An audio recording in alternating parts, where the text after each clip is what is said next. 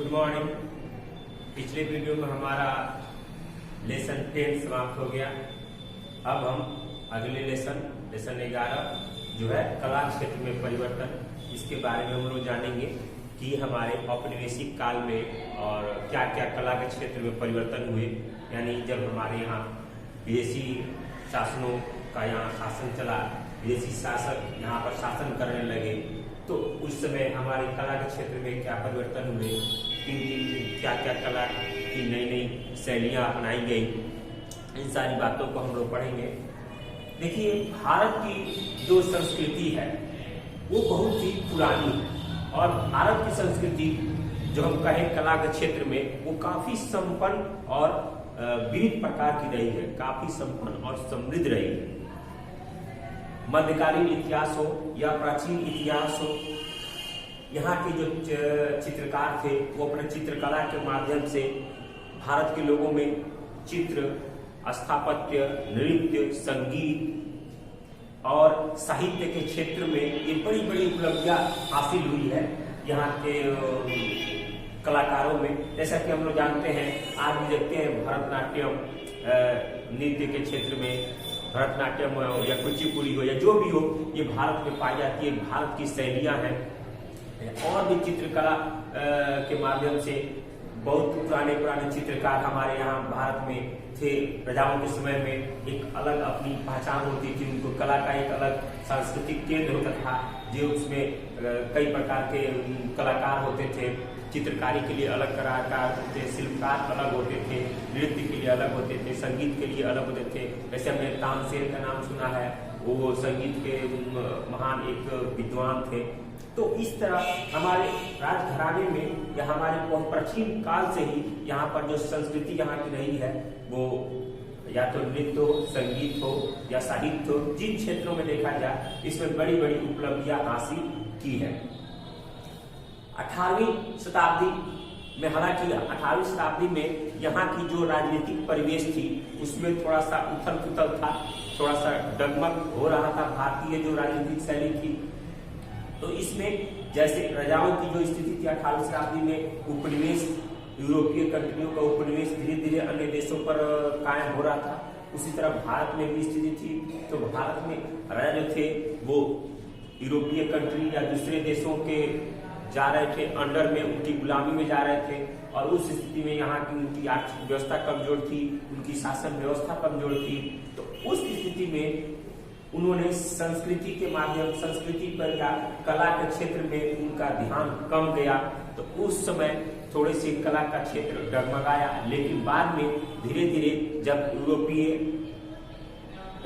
उपनिवेशवाद आया या औपनिवेशिक काल आया, तो उस समय जब यूरोप से कलाकार आए, कला के क्षेत्र में साहित्य हो या नृत्य हो या चित्रकला हो, उस माध्यम से जब वो कलाकार यहाँ पर आए तो उन कलाकारों को जो भारतीय कलाकारों के साथ जोड़ा गया, तो जाके कहीं ना कहीं एक फिर से नई उम्मीद जगी, एक नई फिर पहचान बननी शुरू हो गई और फिर एक नए विकास की तरफ बढ़ने लगे। इस तरह जब हमारे यहाँ 18वीं शताब्दी में धीरे धीरे संस्कृति का खत्म दिखाई दे रहा था, उसकी समाप्ति की ओर जा रहा था हमारी संस्कृति, तब हमारे प्लासी की लड़ाई हुई और उस प्लासी की लड़ाई के बाद औपनिवेशिक शक्ति उभर कर सामने आई। प्लासी की लड़ाई के बाद जब औपनिवेशिक शक्तियां यानी यूरोप कंट्रियां जब अन्य देशों पर अपना शासन कायम करने लगी, अपना उपनिवेश स्थापित करने लगी, तो उस स्थिति में कई ऐसे कलाकार थे, जो कई ऐसी संस्कृति जो थी जो हमारे भारत की संस्कृति से मिली, और तब जाकर हमारी संस्कृति फिर विकास की ओर अग्रसर हो चली। इस दौरान भारतीय शैली और यूरोपीय शैली दोनों सामने आकर मिली, एक साथ मिली, दोनों का मिलाव हुआ, दोनों एकजुट हुए, दोनों का आमना सामना हुआ, और तब जाकर हमारी शैली और यूरोप की शैली मिलकर ये लोग अपने फिर इन लोगों को एक बढ़ने का मौका मिला और ये फिर अपने पथ पर आगे बढ़ने लगे। औपनिवेशिक कला, अगला टॉपिक औपनिवेशिक कला। औपनिवेशिक कला में आप लोग जैसे हमारे यहाँ अंग्रेजों का उपनिवेश कायम था, हमारे यहाँ अंग्रेजों का यहाँ पर शासन कायम था। तो जब अंग्रेज यहाँ पर आए तो उस समय अंग्रेज व्यापारियों के साथ, अंग्रेज अधिकारियों के साथ बहुत सारे कलाकार भी यहाँ पर, बहुत सारे चित्रकार या साहित्यकार, ये भी लोग भारत में आए और उन्होंने इस कला को संरक्षण देना प्रारंभ किया, संरक्षण दिया इस कला को। भारतीय जो शैली थी, भारतीय जो कला थी, और ये कलाकार जो थे वो चित्रकला की नई नई शैलियों, विषयों या परंपराओं को, तकनीकों की जो परंपराओं जो थी या तकनीक नए नए थे, उसकी शुरुआत इन्होंने भारत में शुरू की।